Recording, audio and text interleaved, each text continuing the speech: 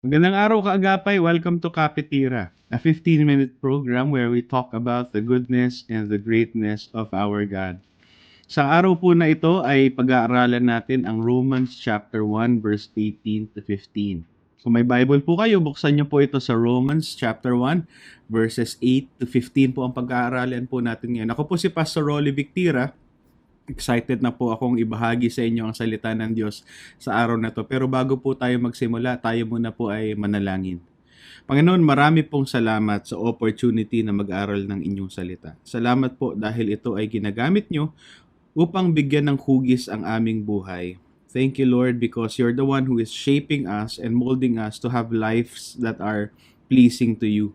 Kaya Panginoon, sa araw na ito ay ibinibigay po namin ang itong pag-aaral po namin ng inyong salita sa inyo, and we're asking, Lord, for your grace, Lord, so that we can understand it.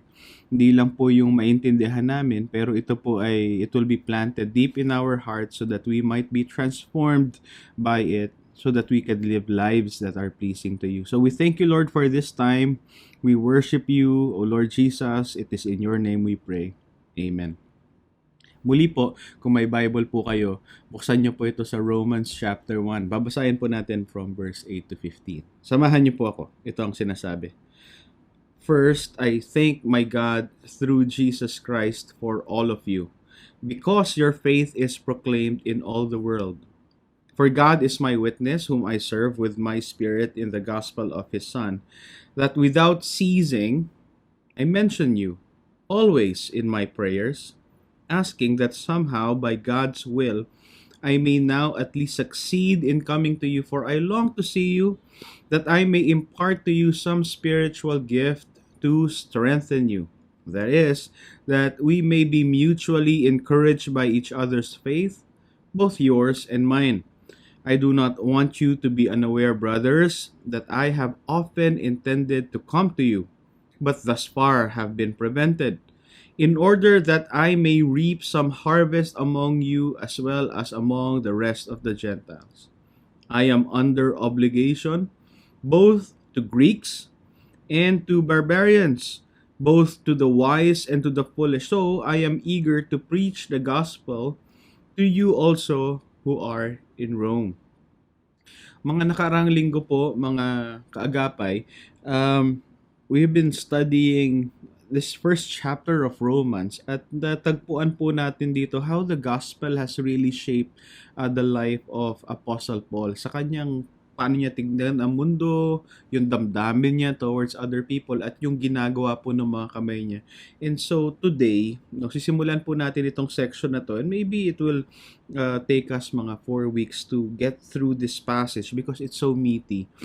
We'll be talking about how the gospel shape Paul's ministry. And in the coming weeks, ito po yung makikita po natin dito kung ano po yung hugis ng isang ministeryo na talagang binigyan ng hugis ng gospel, magandang balita na galing sa Diyos. Ito po ay merong spiritual eyes, merong spiritual service. At pag binanggit po yung service in terms of the book of Romans, yung service ay laging kalakip niyan ay worship, pagsamba. Spiritual prayer, spiritual partnership, at spiritual perseverance. Ngayon, pag sinabi po nating spiritual sa pag-aaral po natin ngayon and in the coming weeks, ibig sabihin po natin ay totoo. Pag nababanggit yung salitang spiritual sa Bible, normally kakambal niya po yung salitang totoo. So for example, sa John 4:23 and 24, ang sabi ni Jesus, doon sa Samaritan woman, "But the hour is coming and is now here when the true worshipers will worship the Father in spirit," spiritual, "and truth. For the Father is seeking such people to worship Him. God is spirit, and those who worship Him must worship in spirit and truth." So when we say spiritual, sa pag-aaral po natin ngayon, hindi po natin ibig sabihin yung yung mga mystical o yung mga secret knowledge or yung flesh-driven na mga experiences. Pero ang ibig sabihin natin, pag sinabi nating spiritual, we use this word to refer to true God-glorifying, gospel-shaped ministry. At yun nga, ang unang characteristic ng gospel ministry na na shape ng gospel, no? Mabuting balita ng Panginoon. Ito ay may spiritual eyes. May ibang paraan kung papaano tignan ang mundo. Ang sabi ni Apostle Paul sa Romans 1 verse 8 na binasa natin kanina, no? First, I thank God through Jesus Christ for all of you because your faith is proclaimed in all the world. May kakaiba or may unique na paraan kung papaano tinitignan ni Paul yung kanyang ministry. And by the way, when we say ministry, no, these are not only the things that we do in church. When we say ministry, what we mean is work.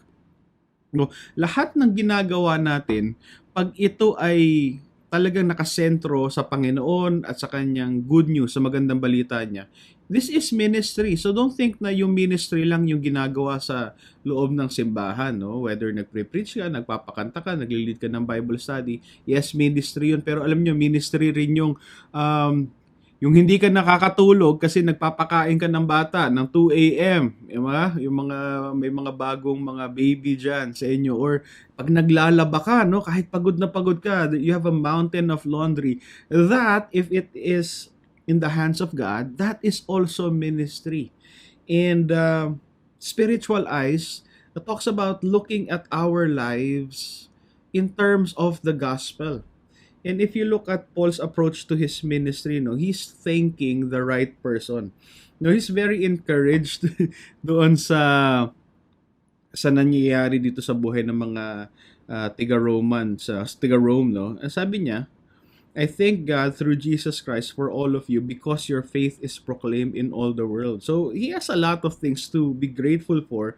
Pero if you notice, he was not thanking the people. No, he's thanking God through Jesus Christ for what he is doing through these people. And that's very important when we talk about the gospel-shaped ministry now. That to see na kung ano man yung nangyayari sa buhay natin, ang rason kung bakit ito na-accomplish ay nasa sa katuparan ay dahil lamang sa biyaya ng Panginoon. Tuwan-tuwa ako dito sa devotion ko dito sa libro ni Eugene Peterson, no. Ang title ay The Contemplative Pastor. Sabi ni Eugene Peterson, the assumption of spirituality is that always God is doing one thing before I knew it. So the task is not to get God to do something I think needs to be done, but to be aware of what God is doing so that I can respond to it and participate and take delight in it. Now, whether we notice it or not, God is at work. Sabi nga ni John Piper, He might be doing a billion things in your life and you can only recognize 2 or 3 of them. But God is at work even in, the washing of laundry, the washing of dishes, yung paghatid at sundo natin sa mga anak natin sa eskwelahan, sa pagmamap ng sahig. Sa mga bagay na ito, kumikilos ang Panginoon. At yung kaparaanan na makita natin to ay with spiritual eyes, na kumikilos ang Panginoon. So dahil ginagawa ng Panginoon to, ano yung response natin? Kasi pag ganun natin titignan ng buhay, it can relieve us from so many anxiety. Kasi kung hindi mo nakikitang kumikilos ang Panginoon, parang nauobliga ka or na-pressure ka na kumilos, no? Or overexert yourself, no? But spiritual eyes allows us to see that the only reason why things are going the right way, things are moving forward is by the grace of God, no? So si Paul, nakikita niya itong magagandang bagay na nangyayari sa church in Rome, no? And he says, no, praise God sa ginagawa niya sa buhay niyo. And he's saying also, no, not only is he thanking the right person, he's celebrating the right thing. Sabi niya, I thank God through Jesus Christ for all of you because your faith is proclaimed in all the world. Now, if you notice, this is still in conjunction dun sa whole theme ng gospel, na itong gospel ay it's meant to be shared with all the world, no? To proclaim the obedience of faith throughout the whole world. And may certain may certain way, may certain tawag dito, gauge, no, si Paul upang tignan kung yung ministry niya ba, yung work niya ay successful o hindi. And for us, no, church workers, for example, masasabi mo yung ministry mo ay successful kung madami nag-attend ng church or malaki yung offering.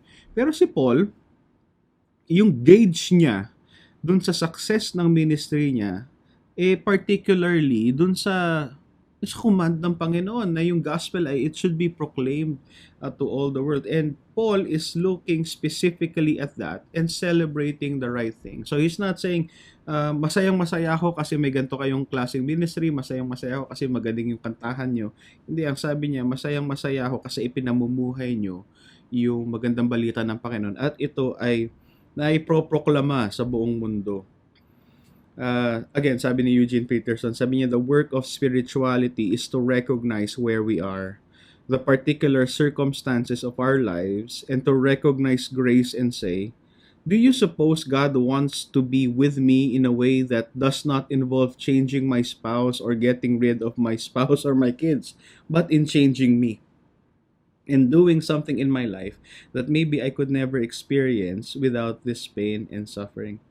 Sometimes when we think about yung success natin in ministry or in life, madali isipin siguro kung hindi ako nandito sa sitwasyon na to, kung hindi ako naghihirap, kung mas tahimik ang mundo ko, kung mas hindi ako busy, mas may kalayaan ako, or kung may iba akong partners in life, siguro mas madali kong mapaglilingkuran ang Panginoon. But Peterson is saying, you can serve God anywhere, and maybe that specific thing na sinastruggle natin, kahit hindi yung malalaking bagay, yung tediousness ng day-to-day life, maybe in doing ministry work, in doing God work, in those situation, God is allowing you to experience a certain grace na nandoon lang. Maybe He's not changing your circumstances, but He is surely changing you. And the question is, do you have eyes na nakikita, may mga mata ba tayo nakikita na ang Panginoon ay kumikilos sa atin at sineselebrate ba natin yung mga milestones na yun sa buhay natin? Are we intentional about, spotting the work of God and not insisting yung mga desires natin, yung gusto nating ma-accomplish, but really being mentally, wholeheartedly, spiritually focused? Ano ba yung pinapagawa ng Panginoon sa akin sa araw na to? Siguro, maging mas cheerful habang nagda-drive ng anak papunta sa eskwelahan, or mas maging gracious ako dito sa coworker ko na medyo abrasive o hindi maganda yung relationship namin, or matuto ako magpatawad, or mas maging generous ako sa time ko, sa resources ko. Even in the small things like that, the Lord is at work in our life. And if we give this to the Lord's hands, He can change us and use us for His greater glory. Naku, patapos na yung 15 minutes natin at nag-uumapaw pa ako na masishare sa atin. Pero just suffice it to say, everything that we do, if we do it for the Lord, it's spiritual. It is spiritual ministry, and we need eyes that see what God is doing in our life. So, let's join our hearts in prayer bago po tayo mag-iwahiwalay, and I pray God's blessing po sa inyo. Panginoon, marami pong salamat ulit sa opportunity na mag-aral po ng inyong salita. Patuloy po kayo mangusap sa amin. Salamat po, Panginoon, that you are always on the move. You're constantly changing us and molding us to be the kinds of people that you desire. So we thank you, Lord, for our time together this day. We worship you and glorify you. In Jesus' name we pray. Amen. Marami pong salamat sa pagsama sa akin sa Kapitira. Muli po ako si Pastor Rolly Victira. Ang programa po natin ay matatagpuan po sa Facebook at sa Spotify. At syempre, lagi po yan nandito sa ating FEBC Radio TV. God bless you po. Bye-bye.